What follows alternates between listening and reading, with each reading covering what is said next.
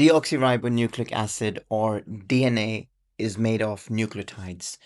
Now, what is important is that each nucleotide is made up of a sugar molecule called the deoxyribose, which is attached to a phosphate group and a nitrogenous base. Though there are four types of bases. One is adenine, the second one is thymine, third one is cytosine or guanine. So they're labeled as A, T, C, or G. So DNA is a double helix. The base pairs are bonded together through hydrogen bonds. So A always pairs up with T, forming 2 hydrogen bonds. C always pairs up with G, forming 3 hydrogen bonds. And this is known as the base pairing rule. The order of the bases carries the genetic information. Now, when we talk about the messenger RNA is a single strand as opposed to the double strand that you see in DNA. The other difference in the nucleotide is that the sugar is a ribose sugar, very important. And bases, in terms of bases, the nitrogenous bases, messenger RNA has adenine, cytosine, and guanine, so A, C, and G, but instead of T, thymine, you have uracil. So you must be wondering, why is it that the double helix of the DNA, or the base pairing rule, so happens that the A pairs with T and C pairs with G, but only hydrogen bonds are formed? Well, the reason is clever. Hydrogen bonds can be broken down quite easily because the DNA has to unwind for the DNA code to be copied. For example, in replication, where you want to duplicate the DNA, or in the case of what we're going to cover in the coming slides, transcription, again, the DNA has to unwind. So because the DNA has to unwind at multiple time periods, therefore it makes sense for it to be chemically bonded by hydrogen bonds so that the bonds can be broken and then reformed a bit easier than if you had some stronger bonds. So this is the reason, if they ask you in the exam, of why hydrogen bonds are used to or for the base pairing rule, basically. So A pairing up with T and C pairing up with G. So what happens during DNA replication? Well, as I mentioned, so we went through in the previous slide that DNA is made up of multiple nucleotides. Well, in that case, we call them polynucleotides. So the polynucleotide strands of DNA will separate, and each strand of that DNA will act as a template for the formation of a new strand of DNA. And so in the enzyme, as you know, enzymes are always involved in these reactions to speed up. You have DNA polymerase, which will help assemble the nucleotides into 2 new strands according to the base pairing rule, which means that A will always pair up with T and C will always pair up with G. And therefore now the end result is that you have now 2 identical DNA molecules. Each contains a strand from the parent DNA and a new complementary strand. And so now if we go through the process of transcription, as I mentioned before, the DNA again has to unwind so that it can be exposed and the code can be copied. So transcription happens in the nucleus. So this is when a gene's DNA sequence is copied to make messenger RNA. Again, messenger RNA is single strand, but this time the enzyme is different. Instead of the DNA polymerase, this one is RNA polymerase, which makes sense, doesn't it? So the RNA polymerase will then join the RNA nucleotides together, and base pairing rule will still apply, where A will pair up with U instead of T, because messenger RNA has uracil instead of thymine. And then C will pair up with G again. Now the messenger RNA, the single strand, once it's copied from that DNA code, it will leave the nucleus and go to the ribosome. And then the next part is the translation. So now the ribosome reads the messenger RNA in groups of 3 bases called codons. So essentially what you're doing is you're reading in frames of 3. So for example, you're going to read it as AUG. That's the codon. So because there are 3 bases on that messenger RNA strand, that is simply called a codon.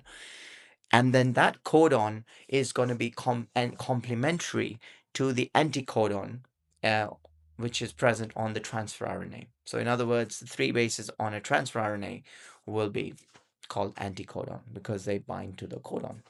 And ribosome is literally the site of attachment for the messenger RNA and the transfer RNA. Now, the transfer RNA has a specific amino acid to match each codon. And amino acids then, once they're laid down, they join together to form a protein. And the order of the codons, that is on the 3 bases on the mRNA strand, will determine the order of the amino acids. Okay, so if I break this down for you, what is important is that the DNA contains the code, but the DNA is in the nucleus, and the machine to make the protein is in the cytoplasm, basically in the ribosome, which is located in the cytoplasm. So the code has to be copied. So that code is copied by the messenger RNA because DNA cannot leave the nucleus. It has to be copied, and that's where the messenger RNA comes in. And then messenger RNA then leaves the nucleus, carries that code from the DNA, and then presents that at the ribosome. And once that code is translated, it kind of goes back, it forms that same code that was copied originally from the DNA. So in summary, the order of bases in the template strand of the DNA forms the genetic code. The code is converted into the sequence of bases in the messenger RNA. In the cytoplasm, the sequence, that is the ribosome, so I should say in the ribosome, the sequence of mRNA bases is used to determine the position of amino acids in a protein. So there are 64 codons, but they only code for 20 amino acids. So instead of them coding for 64 amino acids, they code for 20 amino acids. The question is why? That doesn't make sense, does it? Well, it does, because the different messenger RNA codons, for example, if you see the 3 bases on the mRNA strand called a codon, in this case GGU, GGC, GGA, GGG, all code for the same amino acid glycine, which means that although you have different possible combinations, you still code for 20 amino acids. And this becomes relevant in the case of mutation. Mutation is a change in the DNA of a cell, and the 4 types of mutations that you have are duplication, deletion, substitution, and inversion. Now, if you look at the figure quickly, the first one is duplication. So in this case, look at the original frame, and the new frame is where there might be a duplication of T. And once there is a duplication of T, you will see that there is a complete change in frames. So there's a frame shift this is a frame shift mutation because the whole frame moves or is significantly altered. So for example, in the original one, you have 80 teeth, new frame is also the same, but the TCC instead becomes TTC, and then the whole frame is different now. The whole bases are different. This means that the whole gene is different and will now code for an entirely different protein. And this is a frame shift mutation. Another example of frame shift mutation is deletion of T, which will again cause a complete change in the frame. This again will code for an entirely different protein. But when you have mutations like substitution or inversion, only the specific bases in that same frame are changed, which means that this new triplet may not code for a different amino acid, as most amino acids have more than one code, as mentioned on the previous slide. So in this case, the protein will have its normal structure and function, but it's not necessary. There could be a change, because if the codon changes and it codes for a different amino acid, then of course the protein will change as well. But in most cases, this might not change or make a difference, and the protein may remain the same. So there are some important points to consider about mutations. One is that mutations occur in body cells, such as those in the heart, intestines, or skin, will only affect that particular cell. So when the organism dies, however, the mutation is lost with it. It's not passed to the offspring. But if there are mutations in the gametes, so in the case of males, sperm cells, or in the case of females, ovum or egg cells, or in the cells that divide to form gametes, can be passed on to the next generation. This is how genetic diseases begin. Mutations can be advantageous, as in the case of natural selection. So that brings us to the topic of evolution by natural selection, which was proposed by Charles Darwin. Now, this is a very common question that comes in the exam, and often they're throwing marks at you. They give you 6 marks for this question. There should be no one who doesn't score 6 marks on it, because this is quite an easy question to answer. So I'll give you this tip and trick that has always worked. So you should just remember the sentence. The sentence is variation and competition ensures better adapted individuals successfully pass on their advantageous characteristics, in other words, alleles with selective advantage, to their offspring. This precisely is the definition of evolution by natural selection, which makes organisms or or for example, let's say animals, survival of the fittest in the environment. So, in an exam scenario, you might be asked the question: um, a patient is prescribed antibiotics by the doctor.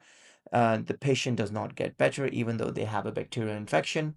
Explain why this might be so. So you're obviously, this is a clear case of bacteria developing antibiotic resistance. So the way you're going to cover this, the points to score the full marks, is that you're going to start off with selection pressure. So selection pressure is anything that is going to force survival or extinction of an organism, for example, or any germs or bacteria or whatever we're looking at. It's going to be the same. So you just have to change the context. But in this context, the selection pressure is antibiotic. So genetic mutation in the bacteria will result in variation, which may give rise to antibiotic resistance. Bacteria with antibiotic resistance will survive the competition, be better adapted due to a selective advantage.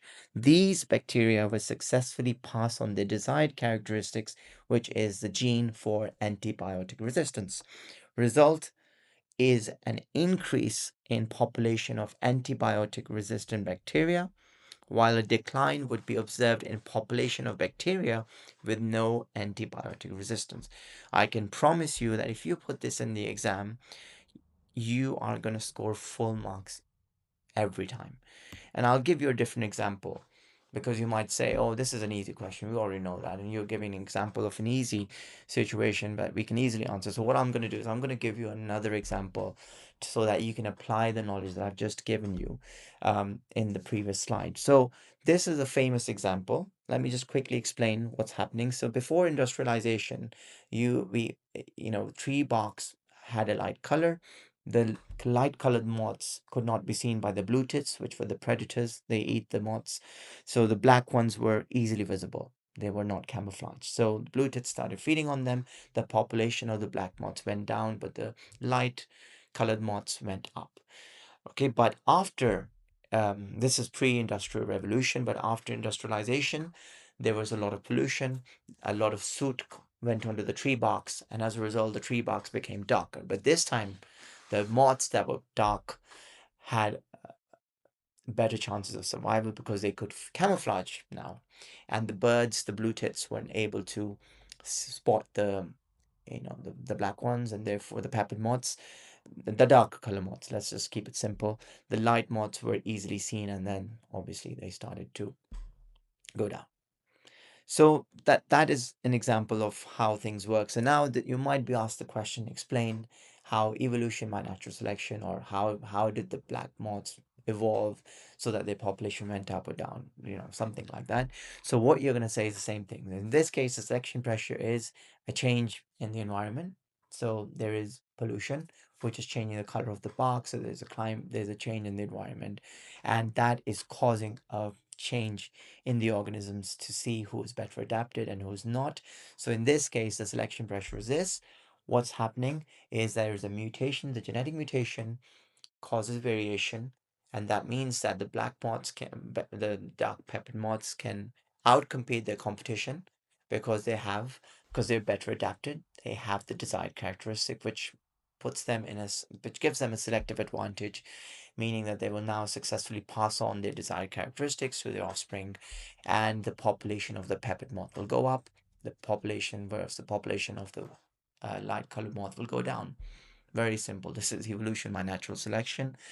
And so, for example, let's say a new mayor comes in, he's elected, and he wants to reduce the carbon footprint, he wants to reduce pollution. One thing you could do is you could use these moths as indicator species. Indicator species are species that are counted to find out how the health of the environment is. So, for example, if the mayor is successful and reduces the pollution, the tree barks will be light colored again. So that means the light moth this time, where the variation will have the advantage, the selective advantage over the dark moth once there's an environmental change again. So that those species, once you count them in relation to one another, if the dark pepper moths are going up, then obviously pollution is up. But if the light pepper moths are going up, then the pollution has gone down. So there are different ways of doing this. I'm just giving you as an example, but the take-home message is that natural selection acts on inherited mutation. The best adapted survive and pass on their genes to the next generation. So you can always go back to the previous slide where the antibiotic resistance example, because I've laid out the answer, and you can put the answer in exactly the same, just change the wording, the context, obviously, because the question will be different. But the same rules will apply, same methodology will apply, and I can guarantee you that you will be scoring full marks. Yeah, and this is another way to present the information. So if you like it, if you prefer this slide, then have a look at this slide. But I've done both slides just so that you can compare and contrast. So again, the conclusion is that peppered moth is an example of natural selection. The form of the moth that is best adapted to the environment survives, reproduces, and passes on its advantageous alleles, which are alternative forms of genes, but in other words, the desired characteristics. So yeah, thank you very much for your attention, and please, if I may request, if you enjoy my content and you want to see me develop more of it, then please subscribe to my channel, like, comment, and share as you please. Thank you very much.